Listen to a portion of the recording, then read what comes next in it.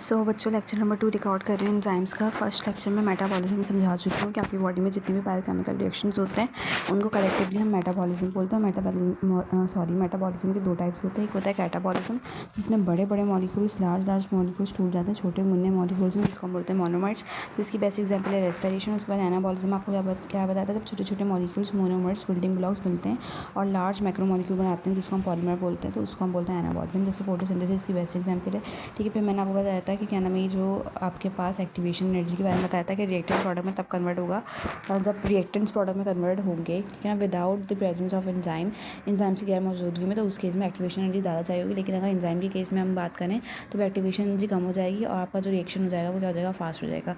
Reactant product में तब भी कन्वर्ट होगा जब क्या नाम एंजाइम नहीं होगा, लेकिन क्या होगा, एक्टिवेशन एनर्जी उस वक्त ज़्यादा चाहिए होगी और वो प्रोसेस स्लो होगा। लेकिन आपने फास्ट करना है कोई काम तो आपको एंजाइम चाहिए होगा जो कि एक्टिवेशन एनर्जी को लोअर करके अपने काम को क्या करता है, स्पीड अप कर देता है। ठीक है, विदाउट एंजाइम मेटाबॉलिज्म बहुत स्लो है, लाइफ पॉसिबल ही नहीं है। एंजाइम्स को बायोलॉजिकल कैटलिस्ट भी बोलते हैं, बायो कैटलिस्ट भी बोलते हैं। यूँ बोलते हैं, मैंने सब समझा चुकी हूँ आपको। ठीक है, अच्छा भाई, उसके बाद मैंने आपको यहाँ तक के बता दिया था विदाउट बीइंग कंज्यूम तक के।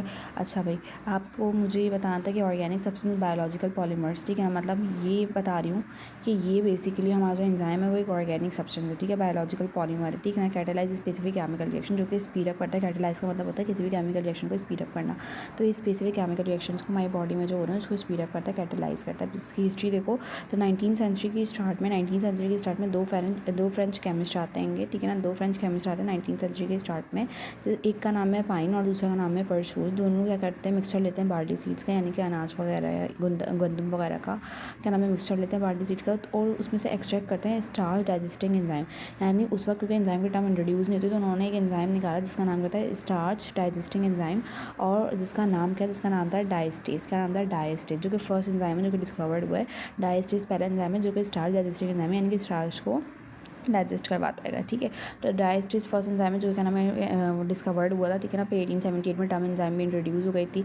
आपके पास क्या नाम है फ्रेडरिच विल्हेम कोन आया था जिन्होंने क्या नाम है इस टर्म को इंट्रोड्यूस किया था। इन मतलब इनसाइड बताया था और जाइम मतलब ईस्ट बताया था। ठीक है, फिर उसके बाद क्या नाम है 1918 में थॉमस सेच आ गया था और सिडनी ऑल्टमैन आ गया था जिन्होंने क्या नाम है राइबोजाइम की टर्म इंट्रोड्यूस कर दी थी। राइबोजाइम्स क्या होते हैं, आरएनए बेस एंजाइम्स होते हैं जिनको डिस्कवर किसने किया, थॉमस सेच एंड सिडनी ने क्या नाम है इनको डिस्कवर किया राइबोजाइम्स को। राइबोजाइम्स क्या होते हैं, आरएनए बेस एंजाइम्स होते हैं। वैसे तो एंजाइम्स में प्रोटीन्स होते हैं लेकिन ये राइबोजाइम्स स्पेशल किस्म के एंजाइम्स होते हैं जो कि आरएनए बेस एंजाइम्स होते हैं। ठीक है, उसके बाद का नाम इसकी बेस्ट एग्जांपल है पेप्टिडाइल ट्रांसफेरेज, ठीक है ना, जो कि बेसिकली राइबोसोम्स में प्रेजेंट होता है। कहाँ प्रेजेंट होता है, राइबोसोम्स में प्रेजेंट होता है और पेप्टाइड बॉन्ड की फॉर्मेशन करवाता है, यानी कि प्रोटीन सिंथेसिस में अपना मेन रोल प्ले करा होता है।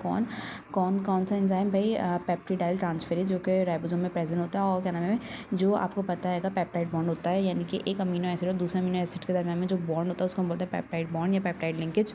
उसकी फॉर्मेशन कौन करवाता है, पेप्टिडाइल ट्रांसफेरेज, जो कि एग्जाम्पल है राइबोजाइम्स की। ठीक है, उसके बाद का नाम जनरल कैरेक्टरिस्टिक जल्दी पढ़ लेते हैं। ये बायो कैटलिस्ट है। बायो कैटलिस्ट का मतलब ये है, कैटलिस्ट का मतलब है कि बायोकेमिकल रिएक्शन को स्पीड अप करेगा। बायो इसलिए बोले क्योंकि प्रोटोप्लाज्म में प्रोड्यूस होता है। प्रोटोप्लाज्म क्या होता है, न्यूक्लियोप्लाज्म प्लस साइटोप्लाज्म को हम बोलते हैं प्रोटोप्लाज्म। अब न्यूक्लियोप्लाज्म क्या होता है, जो न्यूक्लियस के अंदर जेल लाइक मटेरियल होता है ना उसको हम बोलते हैं न्यूक्लियोप्लाज्म।